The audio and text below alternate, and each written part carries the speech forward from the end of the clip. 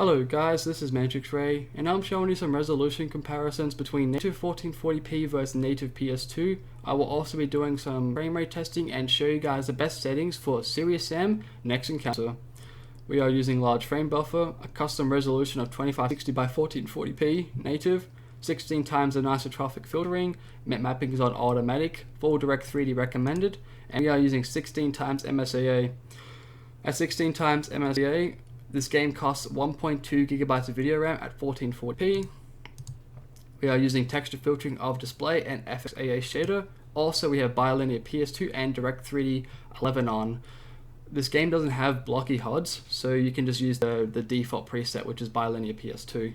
Now, before I move on, it's going to take about 30 seconds, 20 seconds, but if you're ever going to be playing a Serious Sam game, I would recommend super sampling this game. If you have a decent graphics card, I would recommend playing this game at like somewhat 8K down to 1080p or 8K down to 1440p. If it's not so powerful, do 5K down to 1440p or 5K down to 1080p. Trust me, all these Serious Sam games need a super sample, but for this video purpose, I will be doing native 1440p.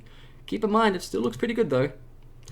We are using MTBU. Now, this hack is not really recommended for this game. This game does target 30 frames per second, and it's not really that hard to run this game at 30 frames per second. If you have 3 cores, I have 6 cores. Turn it on anyway for extra consistency. But yes, this game's not too hard to run, so you can get away with it off. That's good. Alright. Now, this is native PS2's dimensions, 512 by 448. That's what the resolution for native PS2 targets.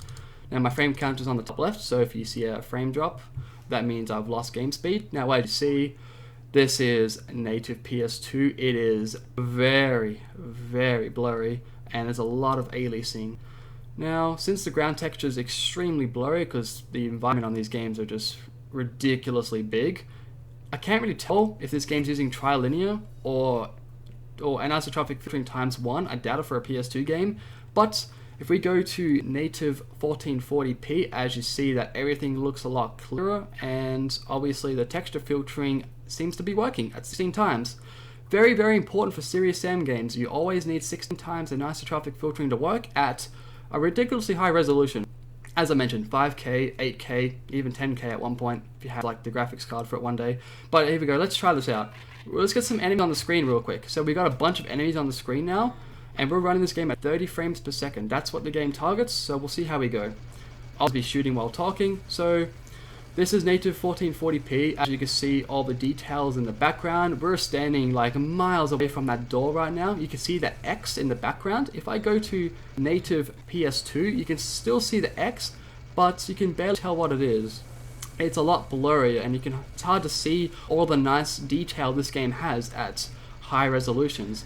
This game, unfortunately, is very blurry on native PS2, so everything they made on this game, all the nice details they made for this like almost 2-decade-old game, it just somewhat holds up quite well in high resolutions. I have to admit, it looks really, really nice. That's why I recommend super sampling.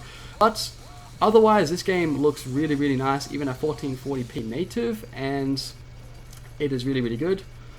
This game hasn't dropped a single frame, I don't think, so far, so just quote me on that. This game doesn't really drop much at all. You'll have a good time from start to finish.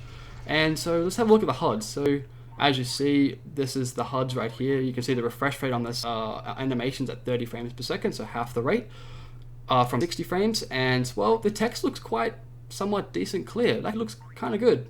If you look at the button prompts at the bottom left, they've aged poorly, but the text actually is looking pretty nice and clear at 1440p. But if we go to native PS2, as you see, it is a lot blurrier due to the low pixel count.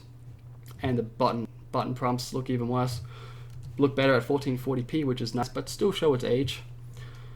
Now let's have another look. So here we go. Native PS2, native 1440p, native PS2, native 1440p. Okay, so that's pretty much about it, to be honest. So you've got texture filtering working, you've got the frame rate nice and consistent, 1440p, which is good, and yes, the HUDs down here at the bottom left, they don't look too bad at 1440p as well. They've scaled up kind of okay. Still has aged, but it still kind of works out. But anyway, that's about it. See you guys later.